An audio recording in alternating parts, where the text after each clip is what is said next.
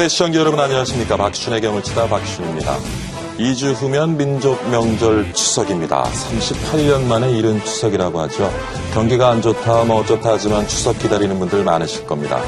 이 추석을 기다리는 곳이 또 있죠. 바로 부동산 시장입니다. 추석 이후 집값이 오를 것이다 하는 기대감이 높아지고 있는데요. 과연 추석 이후 부동산 시장 어떻게 될지 오늘 박순의 경을 치다에서 첫 번째 주제로 다뤄보도록 하겠습니다. 그리고 또 하나 경을 쳐볼 주제는요. 저금리 시대에 대한 건데요. 얼마 전 금통위에서 46개월 만에 기준금리를 인하했습니다. 이를 두고 사실상 이제 제로금리 시대에 접어든 것이다 하는 해석까지 나오고 있는데요. 저금리 기조가 과연 우리 경제를 살릴 불씨가 될 수 있을 것인지 또 저금리 시대의 금융권과 금융소비자의 대응은 어떠해야 할지 오늘 한번 두 번째 주제로 살펴보도록 하겠습니다. 잠시 후에 찾아뵙겠습니다.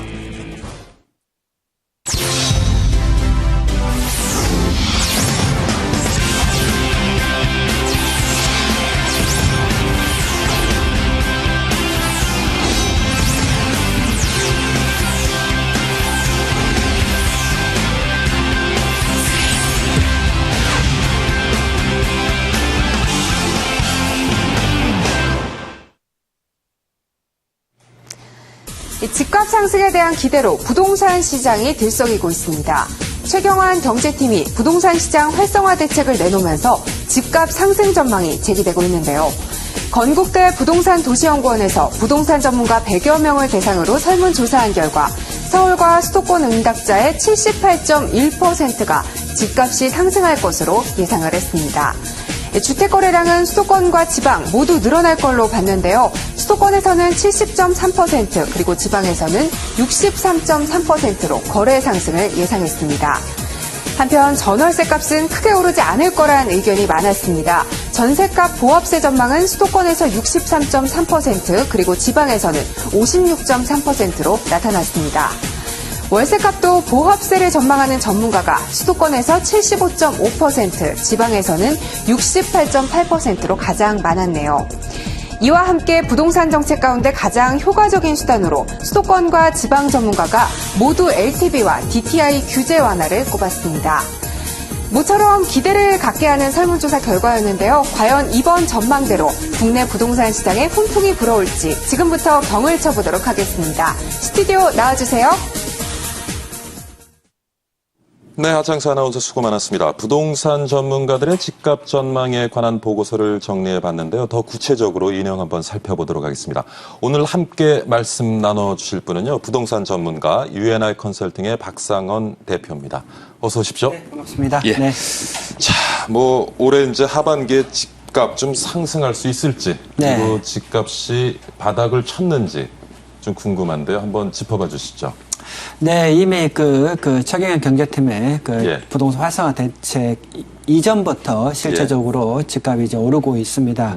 특히 강남권을 중심으로 7주째 현재 상승을 좀 하고 있고요. 예. 상승폭은 어떻습니까? 상승폭은 개별 단지별로 틀리겠지만은 특히 강남권이 한 주에 수천만 원 정도 이제 상승하고 이제 최근에는 이제 강북 지역에 좀 노원구라든지 도봉구라든지 소형 아파트 같은 경우도 상승을 하고 있고요. 이런 지역의 경매 낙찰가율 같은 경우 100%가 이제 감정가 100%가 이제 넘어가는 적이 있고 강동구에 재건축 아파트 상승을 하고 있습니다. 그래서 얼마 전 금리 인하도 되지 않았습니까? 이런 걸로 봤을 때 하반기에도 이제 추석 전에 추가 규제 완화가 또 나온다고 이제 이런 예고가 돼 있기 때문에 크게 이제 변수가 없는 한 상승세가 지속되지 않을까 보고요. 또 이제 하나 추가적으로 보신다 그러면은 집값 상승세가 지속되려면 어떻게 보면 거래량이 좀 따라줘야 됩니다. 그래서 주식시장도 마찬가지로 거래량이 따라줘야지 상승이 보이는데 지난해 이맘때보다 거의 90% 정도 거래량이 상승을 했고요. 강남구가 그렇습니다. 강남구 같은 경우는 거의 3배 이상 이제 증가를 했기 때문에 이 거래량이 좀 터져주고 그 다음에 경매 낙찰가율이 계속 상승폭을 탄다고 봤을 때는 보통 3개월 전부터 보통 경매가 선행합니다. 그래서 하반기에도 상당히 좀 긍정적으로 이제 보고 있습니다. 네. 지금 말씀하신 수도권 중심으로 좀 상승폭이 더 큽니까? 어떻습니까? 그래서 각 지방 같은 경우 그 지난 2008년도 글로벌 금융 이후에 그 수도권 지역에 하락을 했지만은 지방의 뭐 혁신도시라든지 세종시라든지 뭐 부산, 광주, 대구 쪽에 상승폭이 이제 높았습니다. 예, 그렇죠. 그래서 뭐 일부 지역에서는 좀 상승을 좀 하고 있지만 전체적으로 뭐 지방보다는 이번에 그 부동산 규제 완화 대책 DTI나 LTV 이런 게 이제 수도권을 중심으로 이제 많이 풀렸기 때문에 수도권의 그 투자 수요가 이제 많이 집중된 그 강남권이라든지 이 전세 비율이 좀 높은 지역 중심으로 뭐 거래량을 좀 활발하게 뜨면서 상승세를 나타내고 있습니다. 지금 이제 말씀하시기로는 이제 전국적으로 부동산 거래 좀 활성화되고 네. 있고 집값도 이제 소폭입니다만은 상승하고 있다고 말씀을 하셨는데 네. 사실 많은 규제들이 완화가 되면서 시장에서 기대한 만큼의 어떤 뭐 집값 상승이라든가 거래량 증가는 보이지 않는 것 같아요. 좀 우리가 시장에서 피부로 느낄 만큼 네.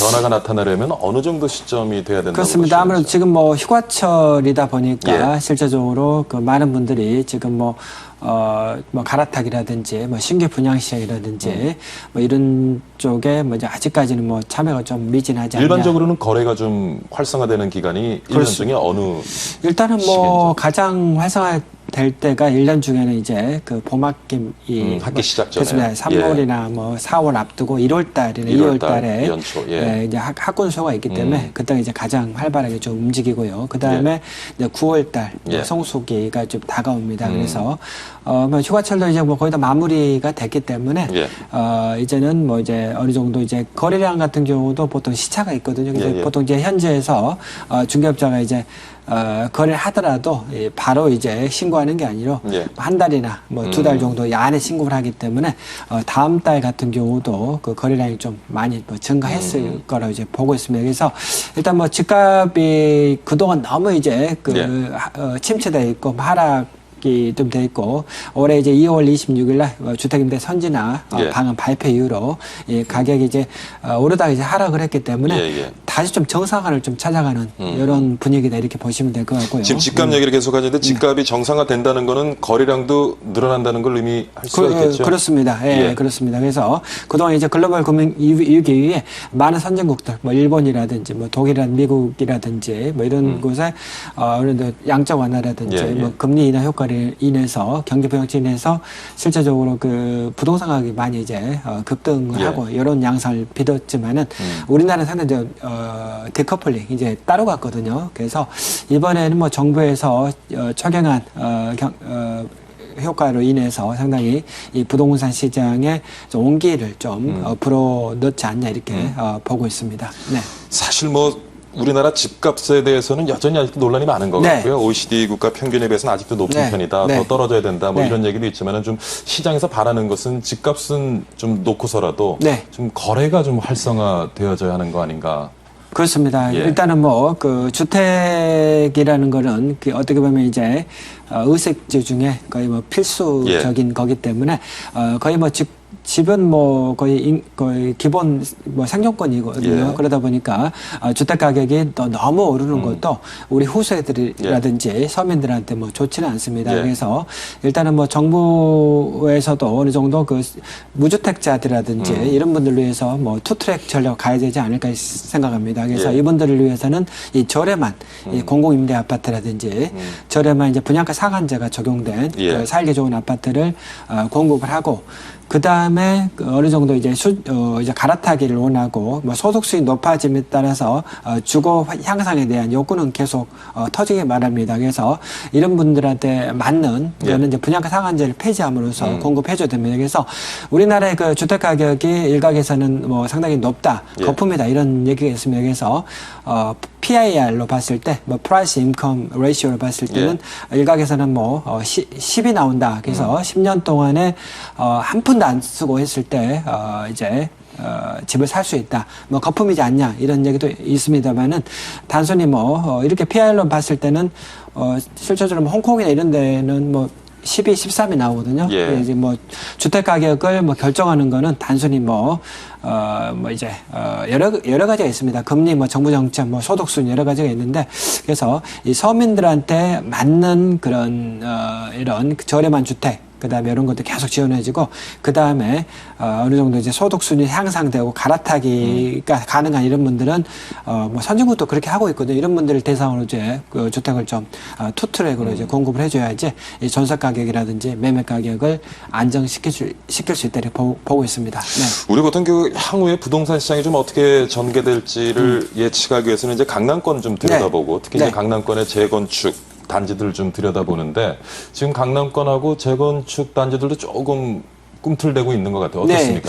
뭐 조금이 아니라 상당히 뭐 우리 이번에 그 대책이 발표되기 전부터 미리 이제 선반영이 됐습니다. 그래서 상당히 뭐 어떤 대책을 얘기하시는 거죠? 뭐 이번에 그 적용한 DTI LTV 이제 DTI가 이제 70%, LTV가 60%로 이제 실질적으로 풀리면서 금리가 인하가 또 추가적으로 받쳐주기 때문에 또 그 국토부에서 계속 나오는 거는 재건축을 좀 이제 원활하게 추진하겠다 뭐 이런 안이라든지 연면적 지금 재건축 단지들 조금 그 재건축 활성화하기 위해서 어떤 조치들이 좀 필요하다고 보이세요? 지금 뭐 재건축 활성화되기 위해서는 가장 뭐 중요한 게 사업 추진 속도를 좀 빠르게 좀 해야 되지 않겠냐 이렇게 보고 있습니다. 그래서 뭐 일부 뭐 재건축이라든지 뭐 새 아파트에 대한 기대 사실 지금 재건축을 위한 요건들을 충족시키려면은 사실 재건축을 해도 소유자들이 뭐 어떤 이익도 얻을 수 없는 경우가 많이 있기 때문에 지역별로 틀리겠죠. 아무래도 강남이나 이제 반포나 뭐 서초 같은 경우는 일반 분양가가 뭐 3.3제곱미터당 4천만 원대 초반까지 나오기 때문에 오히려 그 원래 예정했던 그 실제 돌려받는 금액보다 더 돌려받는 이런 현상이 좀 보이고 있고요. 강북이나 이런 뭐 강동구 이런 지역 같은 경우는 분양가를 높게 또 받을 수 없는 또 지역이기 때문에 분담금이 뭐 계속적으로 뭐 들어가는 뭐 이런 지역입니다. 그래서 또 지역별로 좀 이제 분양성이라든지 이런 거 보기 때문에 재건축이 뭐 활성화되고 그러기 위해서는 어느 정도 이제 주변의 그 주택 가격, 한마디로 일반 분양 가격을 좀 적절하게 받을 수 있도록 주택 거래가 좀 활발화되고 가격이 어느 정도 좀 상승기 때는 일반 분양가를 올릴 수 있기 때문에 조합원들의 그 분담금이 낮아지기 때문에 상당히 좀 빠르게 진행이 되고요. 또 강남권이 또 하도가 되고 있는 게 뭐냐면 뭐 다른 지역도 마찬가지겠지만은 기부 체납 비율을 상당히 좀 많이 요구를 합니다. 그래서 임대 아파트 같은 경우도 상당히 좀 거의 헐값으로 이제 그러니까 재건축으로 발생한 이익을 환수하는 것이죠. 가져가는 이런 것도 있고요. 여러 가지 뭐 도로라든지 뭐 도서관을 지어라. 뭐 이런 것 때문에 이제 이 조합원들 부담이 들어거든요. 과거에는 근데 이 재건축 단지들이 많이 이제 투기의 대상이 됐지만 지금 이 부동산 시장이 이렇게 죽어 있는데 사실 재건축 단지에 사시는 분들은 아파트가 오래되고 해서 녹물이 나오고 굉장히 어려움이 많은 것 같아요. 그래서 이런 규제들을 조금 더 완화시켜주면 그렇습니다. 그래서 지금 뭐 컨설팅을 실제 받아봐도 과거에는 뭐 이 단지를 샀을 때 입주율이 얼마가 오를 것인가 이걸 이제 분석을 해서 이렇게 컨설팅을 했지만은 지금 많은 분들이 지금 뭐 실거주 입장에서 거주를 하는 거고 조합원들도 사실상 그동안 뭐 10년 이상 뭐 고통을 좀 당하고 뭐 상당히 뭐 주차장 문제 때문에 이제 힘들었기 때문에 문제 엉망이거든요. 이런 문제 때문에 이제 많이 좀 환경이 좀 틀려졌고 아무래도 그 주택 가격이 또 과거같이 뭐 계속 급등하지는 않고 이런 분위기 때문에요. 이제는 어느 정도 좀 뭐 재건축을 뭐 투기의 수단보다는 실제 뭐 거주하고 이런 소유의 수단으로 이제 많이 바뀌었습니다. 그래서 정부뿐만 아니라 뭐 서울시 지자체에도 어느 정도 좀 서로 이제 공감대가 형성되지 않을까 보고 있습니다. 그리고 이번에 이제 뭐 14년 만에 지금 부동산 시장에 분양 시장에 물량 공급이 아주 최고조에 달할 것이다 하는 얘기도 있는데 이게 부동산 시장 좀 봤을 때 이게 호재인가요, 악재인가요? 아무래도 이게 뭐 호재일 수도 있고 악재일 수도 있는데요. 이게 그 당장은 건설업체들이 지금 뭐 인허가를 받아놓은 거를 지금 뭐 매매 시장이 반짝 뭐 하려는 분위기를 보이다 보니까 이번 기회에 분양을 하려고 이제 많이 이제 쏟아내는데요. 뭐 4월에 뭐 세월호라든지 그동안 이제 7, 8월 달에 뭐 여름 비수기를 지나서 9월에가 이제 전통적인 이제 그 분양 성수기거든요. 그러다 보니까 이 물량이 상당히 많이 나옵니다. 그래서 민간 뭐 정보업체가 조사를 보니까요. 9월부터 11월 사이에만 현재 그 122곳 95,392가구입니다. 그래서 상당히 이제 그만큼 또 수요를 만들어낼 수 있을지 걱정이에요. 그렇습니다. 또 분양이 잘 안 되고 하면 조금 살아나려던 지금 시장이.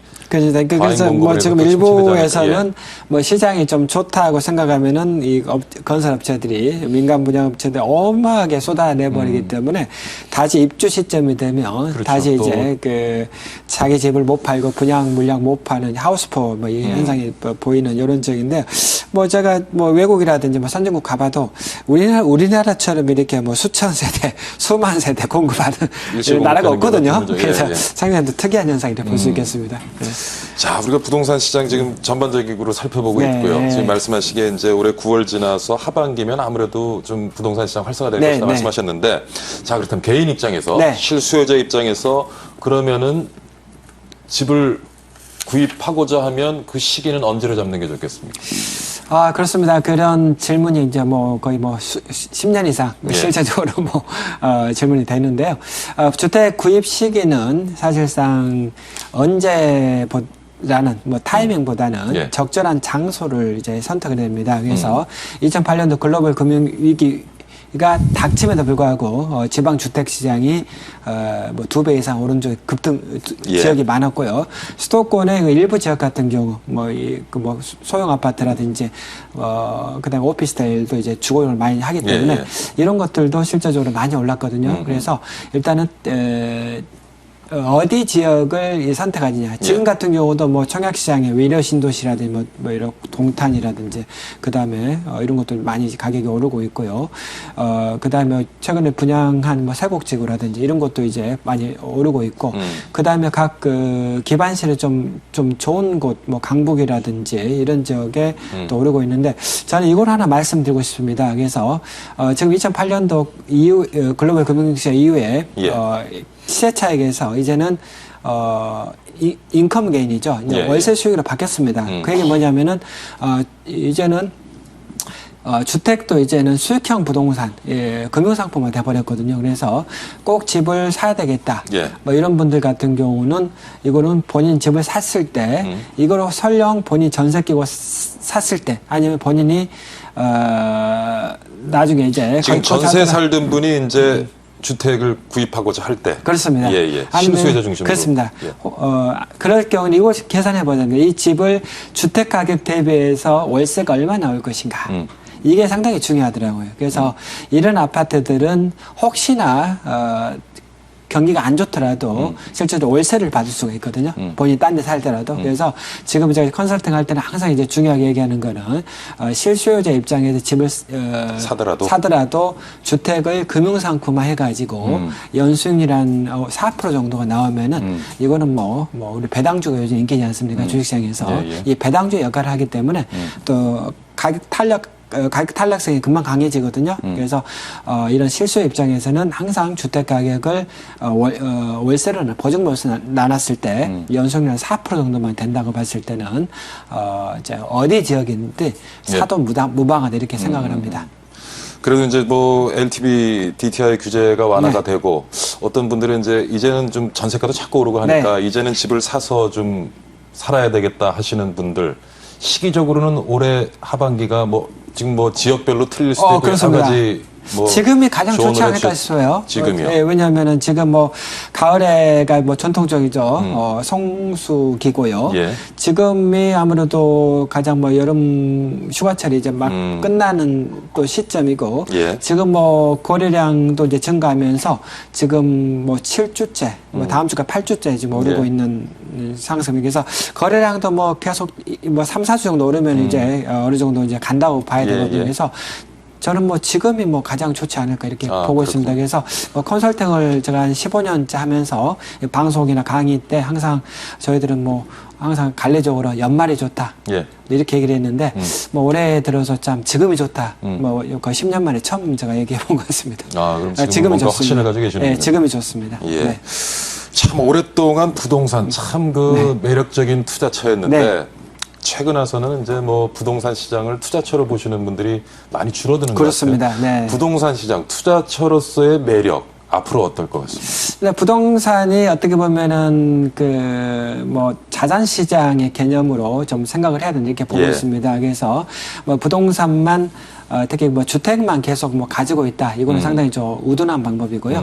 주택을 하나 가지고 있으면은 이제는 포트폴리오상 뭐 오피스텔이나 뭐 상가, 뭐 토지에서 이 포트폴리오를 좀 분산 투자를 해놔야지 충격이 오더라도 견딜 수가 있고요. 또 부동산만 전부 투자해서는 또 안 되거든요. 일부 자산은 또 금융상품에 이제 어느 정도 묻어놓고 그 비율을 조절해야 되겠죠. 어느 정도 금융상품이더라도 본인 나이가 조금 더 많고 소득이 줄어든 시점에서는 금융상품 중에서도 안전금융상품으로 가시고 부동산 상품 중에서도 월세 안 나오는 주택보다는 월세가 나오는 주택시장으로 계속 이제 바꾸는 이거를 포트폴리오에 좀 조절을 해야 된다 이렇게 보고 있습니다. 네. 여전히 뭐 앞으로도 일정 부분 그렇습니다. 부동산은 투자에서 매력이 있다고 보시는군요. 그렇습니다. 어떻게 보면 뭐 가격이 올라가지고 뭐 실착을 번다 이거보다는 부동산에 그래도 어느 정도 자산을 묶어놓으면은 최소한 뭐 사실 뭐 근데 많은 전문가분들 얘기 들어보면요. 네. 이게 부동산 시장도 가만히 살펴보니까 거의 10년 주기로 움직이더라. 그러니까 이것도 지금 바닥을 치지만 또 올라갈 것이다라고 얘기하시는 분도 있고 네. 이제는 우리 국내의 어떤 인구 구조로 봤을 때 더 이상 예전과 같은 어떤 그 투자처로서의 매력은 없을 것이다라고 얘기하는 분들도 있고. 그러니까 많은 분들이 좀 이제 그 언론이라든지 뭐 일부 전문가들 얘기하는 건 이제 부동산이라 그러면은 딱 오로지 이제 고정관념이 있습니다. 주택이다. 주택. 이러면 이제 안 됩니다. 지금 주택뿐만 아니라 주택 비중은 줄어들었습니다. 이제 뭐 매입 은퇴를 하고 이러기 때문에 주택을 두 채가 아니라 한 채로 줄어들고 있고요. 그 나머지 의자로 임대상품을 돌리는 거죠. 그래서 부동산 했을 때는 주택이다. 이건 아닙니다. 주택 외의 상품에 골고루 분산 투자해야 됩니다. 이렇게 이제 정리를 하고 있습니다. 상가, 그렇습니다. 오피스텔 뭐 지역산업단지라든지 요새 뭐 인기 있는 뭐 분양 호텔이라든지 그래서 골고루 했을 때 실제적으로 이제 좀 이제 주택에 좀 벗어나야 된다 이렇게 생각하고 있습니다. 네. 자, 요즘 전세 사시는 분들 참 재개할 때마다 가슴 철렁철렁한데 전세값이 진짜 뭐 하늘 높은 줄 모르고 계속 오르고 있는 것 같아요. 근데 좀 이렇게 부동산 실수요자들이 부동산 집을 구입하게 되면 전세가 조금 안정되고 떨어지겠습니까? 아니면 어떻습니까? 지금 매매 가격이 오르면서 지금 전세 가격도 오르는 이런 동반 급등 현상을 좀 이례적으로 보이고 있습니다. 그래서 뭐 강남권 같은 경우에 그 재건축 이주 수요가 상당히 좀 많고요.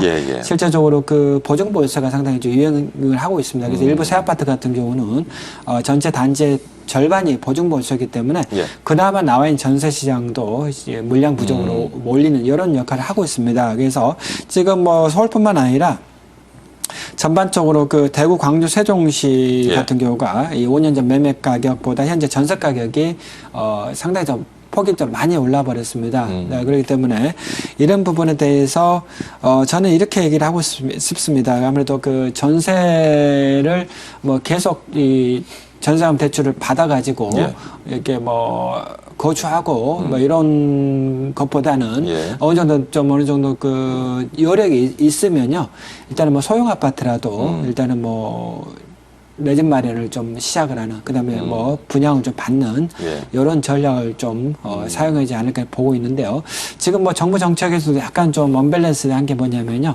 주택 매매 활성화 대책을 내면서 이 전세 시장의 그 자금을 엄청 풀어버립니다. 풀어버리기 때문에 이분들이 이제 저리의 전세금 대출로 전세를 살아버리니까 전세금 금액이 계속 올라버리는 이런 현상이 벌이니까 오히려 이 제일 어려운 분들이 더 추락을 해버리거든요. 그래서 그거는 상당히 잘못된 거고요. 항상 이 주택 매매 활성화 대책이 나올 때는 이 전세 자금 대출은 풀더라도 어느 정도 주택 구입 여력이 있는 대략 뭐 연봉 한 7천 정도 되신 분들 이런 분들은 저리에 전세금 대출 해주면 안 됩니다. 이런 분들은 자꾸 집을 사게끔 유도하고 그 이하의 분들은 좀 저리해주고 이렇게 좀 트랙을 좀 써야 되지 않을까 보고 있습니다. 네. 뭐 서두에도 말씀하셨지만 요즘 경매 시장도 조금 이제 움직이기 시작하는 것 같고요. 사실 경매 시장도 뭐 앞으로 부동산 시장이 어떻게 전개될 건지 조금 예측할 수 있기도 한데 요즘 경매 시장 어떻습니까? 경매 같은 경우가 보통 매매 시장이 3개월 뭐 선반영한다 이렇게 되는데요. 경매가 이제 어느 정도 지금 뭐 아파트 낙찰가율도 지금 현재 한 거의 뭐 일부 소형 아파트 같은 경우는 100%가 넘은 지역도 있고요.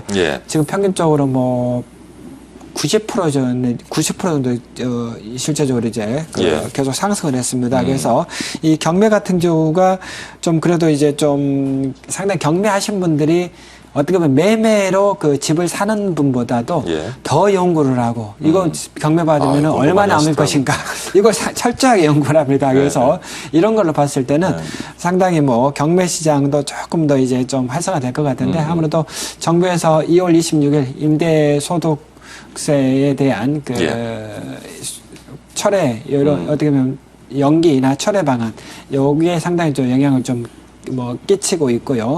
앞으로도 매매 시장도 이제 어느 정도 가격이 좀 상승하고 뭐 이런 분위기 때문에 뭐 하반기까지도 뭐 경매 시장이 좀 가지 않을까 이렇게 보고 있습니다. 네.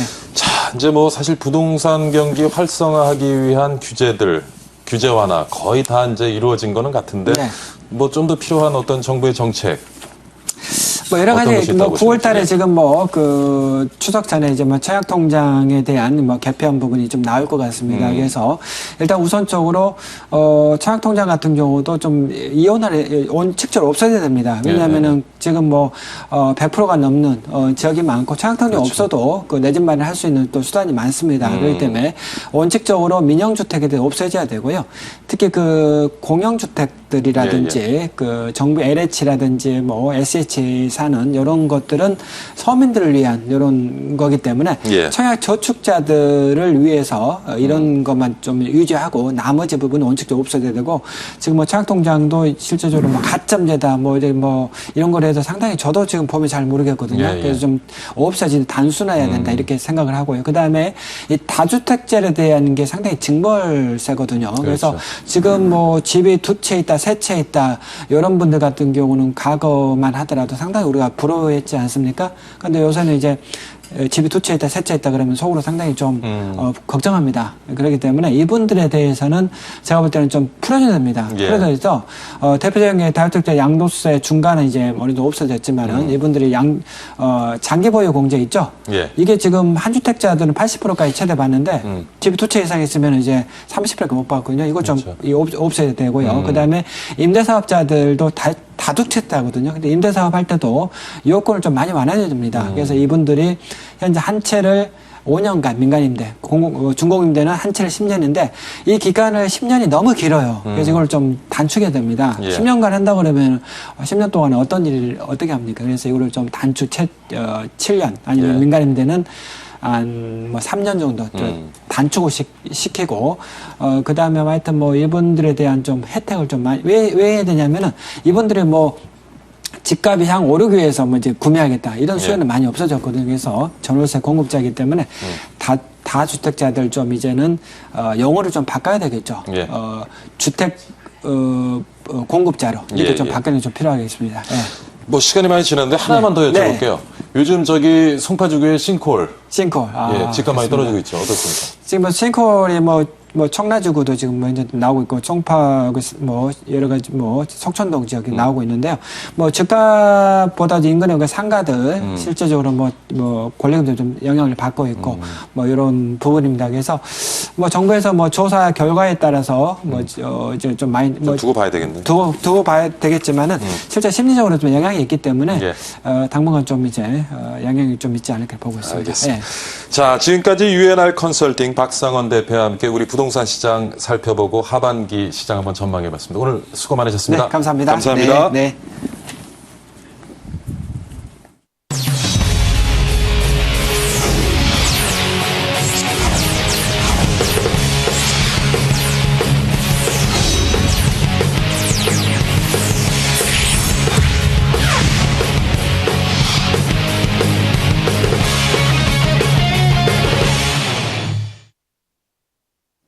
네, 이번에는 초저금리 시대를 한번 짚어보도록 하겠습니다. 46개월 만에 기준금리가 2.5%에서 2.25%로 인하했습니다. 0.25% 크기의 의미, 아마 뭐 잘 안 와 닿으실 수도 있는데 시장에서의 반응은 제법 거세게 일고 있는 것 같습니다. 저금리 시대의 투자 해법에 대해서 벌써부터 의견이 분분한데요. 먼저 이나연 기자가 전하는 소식 듣고 이야기 이어가도록 하겠습니다.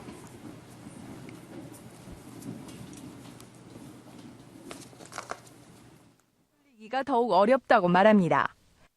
재테크 전략도 변해야 한다는 조언이 잇따르고 있지만 적절한 투자 전략을 찾기 쉽지 않은 상황.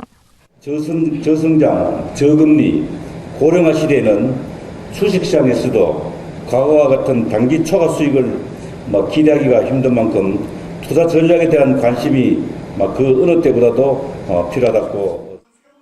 증권업계 최고의 전문가들이 증시 전망부터 유망 업종에 대한 투자 전략까지 제시했습니다. 만약에 한국 상장률이 막혀있다면 우리는 주가를 뜰 이유를 바로 PER의 상승, 바로 프리미엄률의 증가를 통해서 우리 조망하고 있다. 새로운 산업 생태계를 활용하는 1등 기업을 투자해야 한다는 조언이 나왔습니다. 구체적으로 중국 소비와 모바일 생태계, 그린 에너지 등의 3가지 키워드도 제시됐습니다. 이와 함께 국내 증시는 물론 세계 증시의 흐름도 관심을 둬야 한다고 강조했습니다. 잭슨 홀 미팅이 FOMC 왜 중요하냐면 이게 금리를 올린다고 하게 되면 이런 우리가 4, 5년간 지속된 트렌드가 깨지기 때문에 그렇습니다. 미국은 세계 경제의 4분의 1이지만 전 세계 돌아가다 있는 돈의 70%는 미국 돈이라고 보세요. 정부 정책 효과와 유동성의 힘, 중국 경제의 안정 등으로 코스피가 2200포인트 내외에서 고점을 형성할 것이라는 전망도 나왔습니다. 이 밖에도 브랜드 가치를 지닌 소비재 기업과 중소형주에도 주목해야 한다는 지적도 이어졌습니다.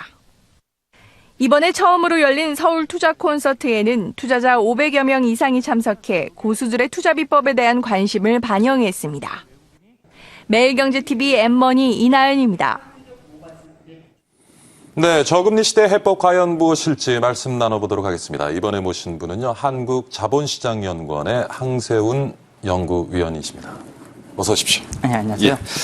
자, 간단하게 리포트를 살펴봤는데 요즘 이제 실제로는 제로금리 시대가 왔다라는 얘기도 나오고 있고요. 네네. 저금리 시대가 무엇을 의미하는지 좀 살펴봐 주시죠. 네, 먼저 제로 금리 수준까지는 아니다라고 예. 판단할 수 있겠고요. 지금 현재 정책 금리가 2.5%에서 이제 2.25%로 인하가 된 것이고요. 예.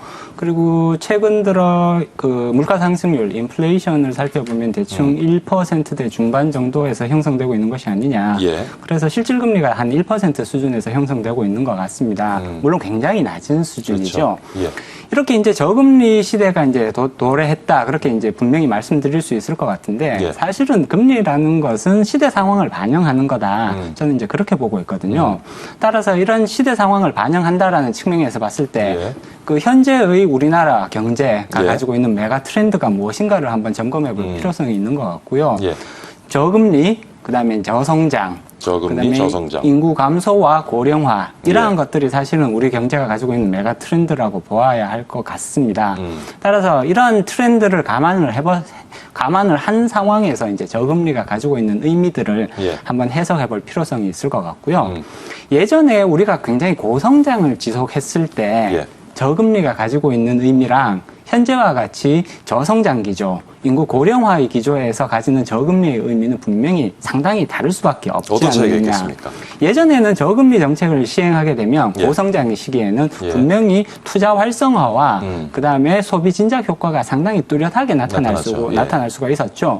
그러나 현재와 같이 이렇게 저성장의 국면, 고령화의 국면에 있어서는 예전과 같은 그런 뚜렷한 소비 진작 효과라든지 혹은 투자 활성화 효과를 기대하기가 굉장히 힘들다는 거죠.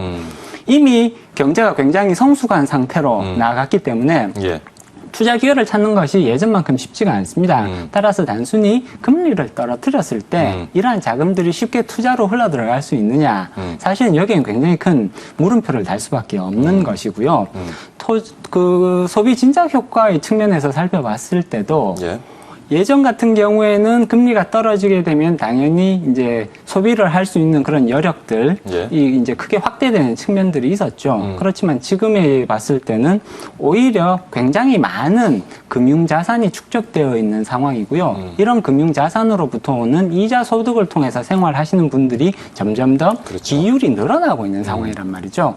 그렇기 때문에 금리가 떨어졌을 때 그 대출 부담이 줄어들므로써 소비를 증가시킬 수 있는 계층과 그다음에 금리가 떨어졌을 때 이자 소득이 줄어들게 됨으로써 소비를 줄여야 되는 예. 이 양쪽 계층 간의 비중이 예전에 비해서는 이 소비를 줄여야 하는 계층의 비중이 상대적으로 더 많이 늘어났다는 거죠. 그럼 연구위원님께서는 지금 금리를 낮춘 정부의 선택이 옳지 않다고 보시나요? 옳지 않다고 보는 것이 아니라 효과가 예전에 비해서는 많이 반감되어 있다라는 것이죠. 그렇지만 어쩔 수 없는 선택일 것이다. 네, 그렇게 보고 있습니다. 자, 근데 이제 2.5%에서 2.25%로 이제 하락을 했는데 그렇다면 0.25% 하락이란 말이에요. 네네. 이 수치가 뭐 어느 정도의 파급 효과를 만들어낼 수 있는지 수치의 의미를 좀 한번 짚어봤으면 좋겠습니다. 제가 한 가지 말씀드리고 싶은 거는 이 0.25%의 수치에 너무 큰 의미를 부여할 필요는 없을 것 같다라는 거거든요. 현재 2.5%에서 2.25%로 인하가 됐는데 사실상 이게 2.25%든지 혹은 2.2%든지 혹은 2.3%든지 그렇게 큰 차이가 있다고 보여지지는 않고요. 오히려 우리가 조금 더 염두에 두어야 될 필요가 있는 부분은 금리의 인하폭보다는 금리의 방향성에 훨씬 더 큰 의미를 부여할 필요성이 있다. 금리가 떨어지는 방향으로 가고 있다. 내지는 나중에 다시 금리가 그러니까 오르는 쪽으로 방향을 선회하고 있다. 이러한 방향성에 훨씬 더 큰 의미를 부여할 수 있을 것 같고요. 그 폭 자체에 그렇게 큰 의미를 많이 둘 필요는 없을 것 같다라는 자, 근데 서두에 이제 고속 성장 시대처럼 우리가 금리를 좀 움직인다고 해서 기대 효과가 그만큼 크지는 않을 것이다라는 말씀을 하셨는데 그래도 0.2%의 금리 인하가 만들어낼 수 있는 우리 시장의 파급 효과 좀 이렇게 와닿게 어떻게 좀 설명이 안 될지 모르겠습니다. 0.25% 일단은 이제 그 현재의 금융소득, 그러니까 금융자산을 기대할 수 있는 부분하고 그 다음에 그 금융 가계 부채를 통해서 그 가계 부채가 부담할 수 있는 그런 부분을 한번 비교를 해봄으로써 이 0.25%의 의미를 한번 간단하게나마 비교해 볼 수 있지 않을까 싶은 생각이 들고요. 우리나라 가계 부채가 지금 이제 1,000조를 넘어가고 있는 그런 상황입니다. 따라서 물론 이제 대부분 이제 점점 더 많은 비중이 그 변동금리부에서 고정금리부로 넘어가고 있는 것은 사실이지만 아직도 변동금리가 차지하는 비중이 절대적으로 높다고 보여지거든요. 그래서 1,000조의 0.25%가 가지는 의미, 이만큼 가계 부채에 대한 부담이 줄어든다고 보시면 될 것 같고요. 반대로 이제 금융자산, 그러니까 예금이 도대체 그러면 어느 정도의 그 의미를 가질 수 있을 것이냐. 지금 시중에 부동자금 같은 규모를 살펴보면 대충 730조에서 750조 그 정도의 의미를 가지고 있는 것 같거든요. 따라서 이만큼의 금융자산 소득이 줄어들 가계연성들이 있다라는 측면을 이제 비교를 해봤을 때, 그 우리가 실질적으로 이 0.25%가 가지는 숫자의 파급 효과 내지는 의미를 한번 비교해 볼 수 있지 않을까. 그렇게 생각합니다. 이번에 이제 금통위에서 금리 인하 발표 전에 사실 뭐 많은 논쟁이 있었습니다만은 결국 이제 금리 인하됐고요.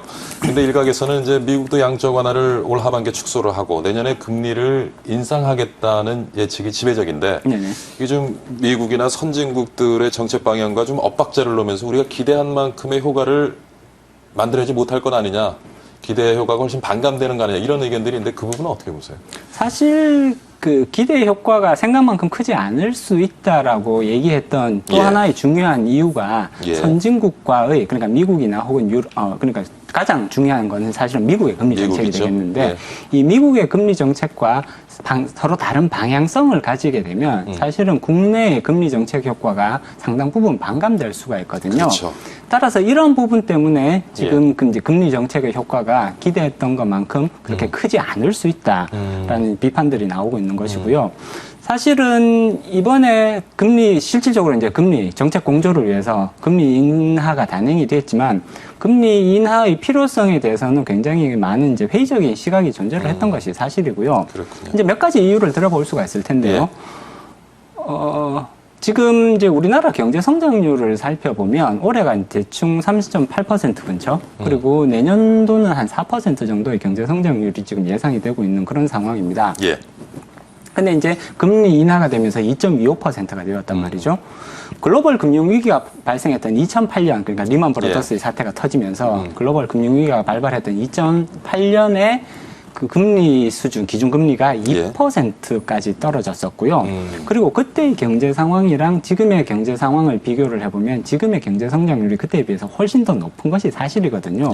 이렇게 상대적으로 더 높은 경제 성장률을 보여주고 있음에도 불구하고 우리가 거의 글로벌 금융위기에 준하는 수준으로 금리를 떨어뜨리는 것이 과연 맞는 방향성인 것인가.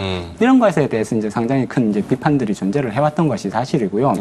그렇지만 사실은 더 큰 비판이 있었던 것은 미국의 그 금리 정책이 이제 양적 완화의 종료 단계에 접어들었고, 그리고 내년도에는 금리 인상 쪽에 그렇죠. 논의들이 시작이 될 거다. 올해 10월 달을 기준으로 해서 이제 양적 완화는 종료될 것으로 보이고요. 그리고 내년부터는 본격적으로 금리 인상에 대한 논의가 시작될 것 같은데, 우리나라의 시장 금리가 사실은 미국의 금리 정책에 있어 굉장히 크게 영향을 받는 부분들이 있거든요. 외국에서부터 지금 우리나라로 흘러들어오는, 국내 금융시장으로 흘러들어오는 그런 자금들의 규모가 상당히 크고요. 이런 자금들의 흐름에는 분명히 미국의 금리 정책이 영향을 주는 게 사실이거든요.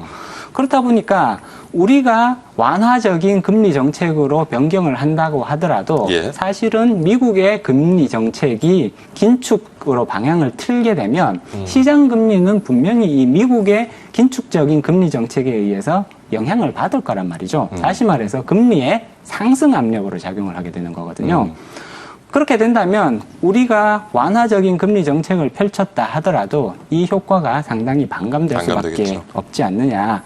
이러한 이제 점들을 들어서 서둘러서 조금 금리를 인하하고 미국의 금리 정책과 좀 보조를 맞춰갔으면 조금 더 효과가 크게 나타나지 않을까 싶기도 한데. 그런 비판들도 시장에는 사실 존재를 했었죠. 기왕 금리를 인하할 거였으면 조금 더 이렇게 빠른 타이밍으로 가져가서 금리를 인하를 하고 그 다음에 현재와 같은 상황에서는 오히려 미국의 그러한 금리 정책을 좀 지켜보면서 그 다음에 국내의 경제 상황까지 동시에 고려를 하면서 오히려 금리 상승에 조금 대비를 하는 그런 것들이 조금 더 효과적이었지 않았을까 하는 그런 이제 움직임들이 있습니다.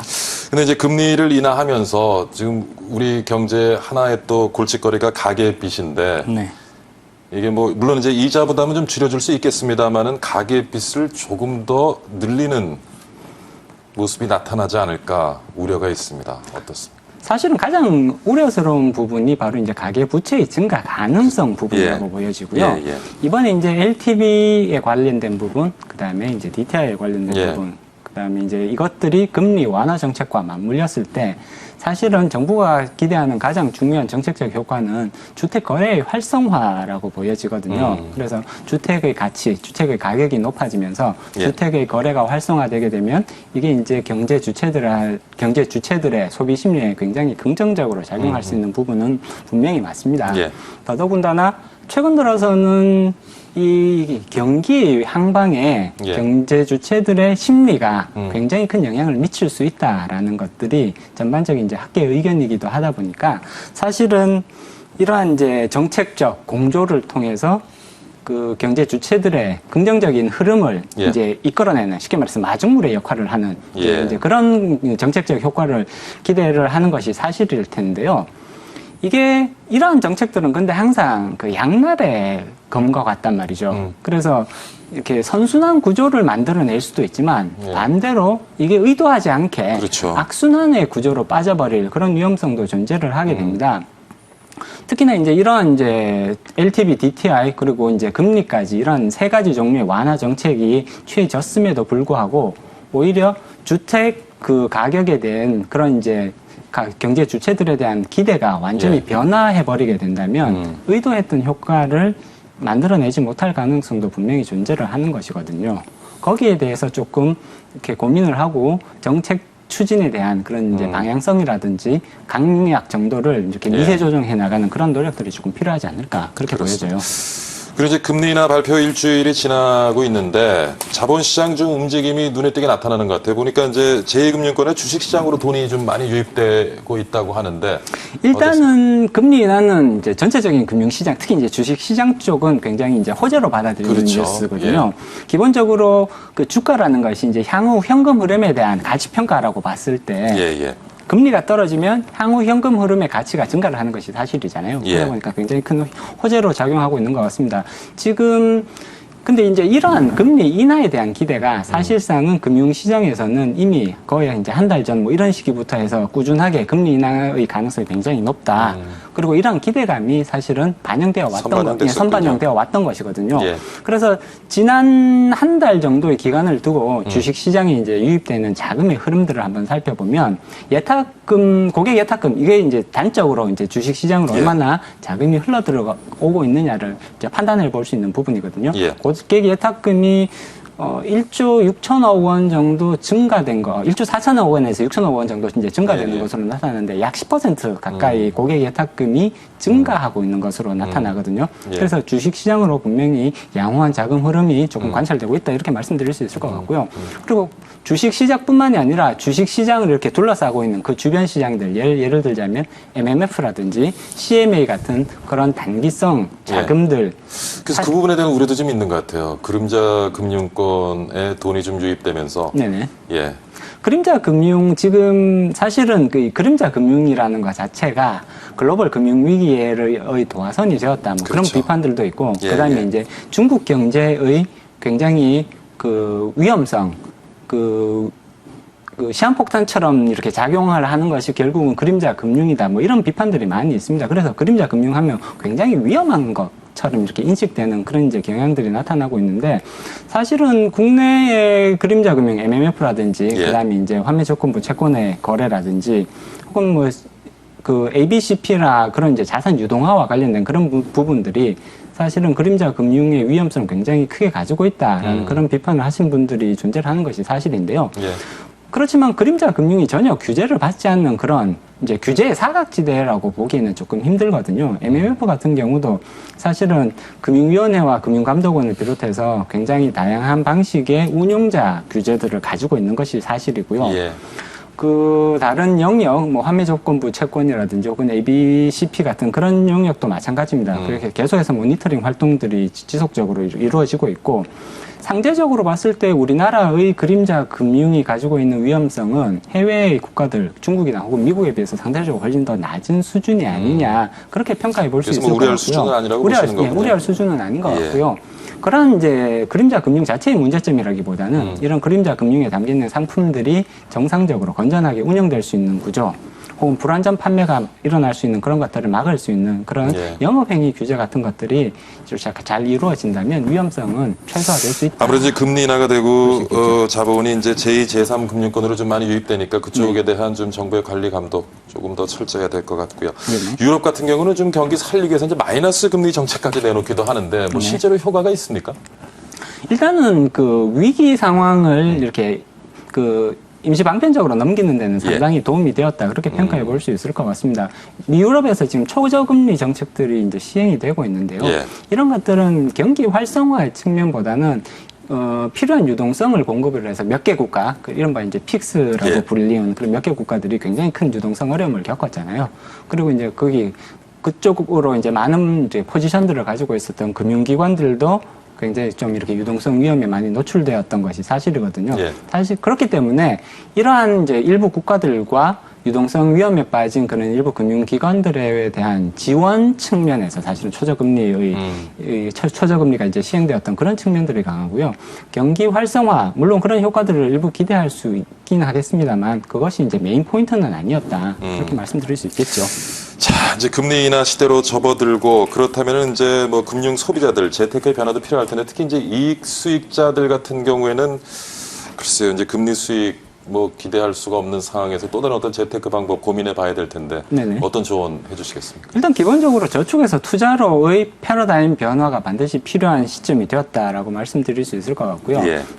현재의 저금리 기조는 장기간 이어질 가능성이 높습니다. 그렇기 때문에 예전과 같이 저축을 통해서 예금을 통해서 충분한 금융소득을 발생시킬 수 있을 뭐 그럴 가능성은 상대적으로 많이 낮아졌고요. 그러다 보니까 저축보다는 투자 쪽으로 그런 이제 해답을 찾는 그런 노력들이 더 많이 필요하다. 당연히 금융사들의 역할이 이제 중요해질 것 같고요. 저금리, 그러니까 저수익에 만족을 못 하시는 그런 측면들도 있지만 또 반대로 보면 고위험 고수익도 그렇게 좋아하시지는 않거든요. 대부분의 투자자들이. 그래서 결국은 중위험, 중수익 쪽에 대한 투자 수요가 굉장히 많이 커질 것이다. 그렇게 보여지고요.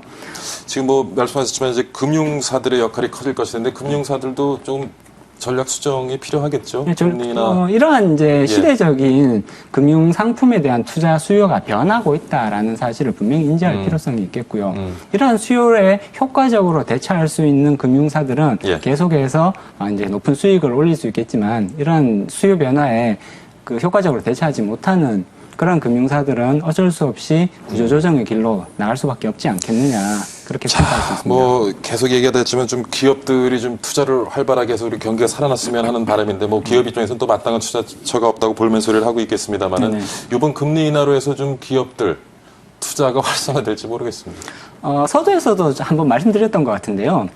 지금 투자가 부진한 것은 금리 수준 때문은 아닌 것 같다라는 판단을 내릴 수 있을 것 같고요. 따라서 이번에 0.25%의 금리 인하가 기업의 투자를 크게 확대시킬 것이냐 가능성은 오히려 조금 떨어진다. 그렇게 말씀을 드릴 수 있을 것 같습니다. 마땅한 투자처가 확보되지 않는 상태에서 기업들에게 투자를 하라고 이렇게 내몰게 되면 오히려 굉장히 리스키한 투자로 이어질 수가 있는 것이거든요. 기업의 안정성을 흔들 수 있기 때문에 이쪽 부분은 조금 신중한 입장을 계속해서 취할 것 같습니다. 예, 좀 기업들이 투자 좀 활발하게 할 수 있는 금리뿐만 아니라 그런 여건이 좀 조성되길 바라는 마음입니다.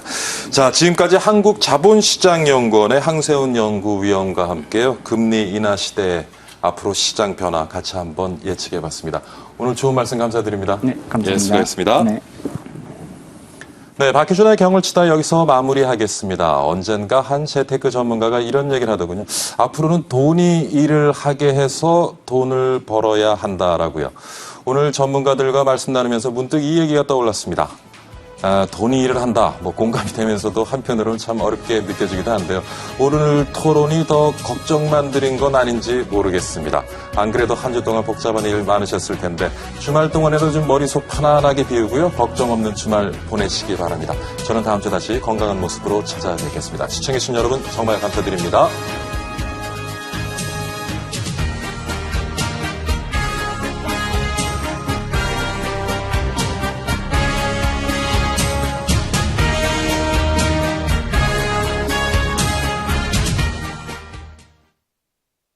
(060-300-4982) 여러분들을 열렬히 사랑하는 전문가 10번 김도우입니다. 오늘 제가 여러분들께 말씀드릴 종목 2014년도 겨울까지 여러분들의 계좌를 뜨겁게 달궈줄 굉장히 핫한 종목이다 이렇게 말씀드릴 수가 있습니다. 어떤 종목인지 투자 포인트 한번 짚어보면요. 자, 이 종목 현재 국내 유일한 종목입니다. 전무후무한 딱 한 종목밖에 없는 종목이다. 그리고 이 종목 현재 굉장히 안정적인 재무 구조를 가지고 있고 배당 성향이 크기 때문에 굉장히 하반기로 갈수록 매력이 있습니다. 그리고 2006년도 이후에 한 번도 역성장하지 않은 매년 사상 최대 실적을 갱신하고 있는 종목입니다. 현재 국내 경기 내수 활성화를 통한 정책적으로도 굉장히 임팩트가 있는 수혜주다 이렇게 말씀을 드릴 수가 있습니다. 어떤 종목인지 일봉을 보면서 확인해 보도록 하겠습니다. 자, 현재 일봉 보시면 단기적으로 저항을 한번 크게 돌파를 했습니다. 저항 돌파할 때 파워 캔들이 하나 나왔고요. 파워 캔들에 허리선을 깨지 않은 진행이 나왔기 때문에 추가적으로 상승 여력이 남아있다. 현재 기간 눌림목 구간이기 때문에 지금이 바로 매수 적기, 매수 타이밍이다 이렇게 말씀드릴 수가 있습니다. 자, 주봉을 다시 한번 보도록 하겠습니다. 주봉 보시면 현재 기간 조정, 가격 조정을 충분히 거쳤고요. 바닥권에서의 매집이 일어난 이후에 저점을 들어 올려주는 식의 저점이 상승하고 있는 바로 바닥권 탈출 패턴이다. 자, 이런 종목들 여기서부터 시세를 한번 붙여주면 바로 대세 상승으로 갈 수 있는 지름길이다 이렇게 말씀을 드릴 수가 있습니다. 자, 수급을 한번 체크를 해보도록 하겠습니다. 자, 이 부분 바로 외국인이 노란색, 기관이 빨간색, 개인이 검정색인데요. 현재 여기서부터 시작된 외국인과 기관의 수급이 점점 늘어나면서 최근에 외국인과 기관의 수급이 폭발적으로 늘어나고 있습니다. 여기에 파란색 시너지 라인까지 돌파를 하고 있기 때문에 이 종목 바로 상승 탄력이 제대로 붙었다. 지금 바로 사시면은 수익으로 전환할 수 있다. 이렇게 말씀을 드릴 수 있습니다. 자, 투자 포인트 다시 한번 말씀드리도록 하겠습니다. 첫 번째, 이 종목 국내 유일무이한 종목입니다. 단 한 종목밖에 없습니다. 자, 그리고 두 번째, 이 종목 안정적인 재무 구조와 높은 배당 성향으로 하반기로 갈수록 점진적인 매력이 커지는 종목이다. 이렇게 말씀드릴 수가 있습니다. 2006년도 이후에 단 한 번도 역성장하지 않은 매년 사상 최대 실적을 갱신하는 종목입니다. 자, 그리고 내수 활성화 정책에 아주 직격탄을 때릴 수 있는 수혜주다. 이렇게 말씀드릴 수가 있습니다. 자, 여러분 오늘 금요일입니다. 오늘 망설이지 마시고 060-300-4982로 전화하셔서 이 종목 어떤 종목인지 확인하시고 2014년도 겨울까지 따뜻하게 보내십시오.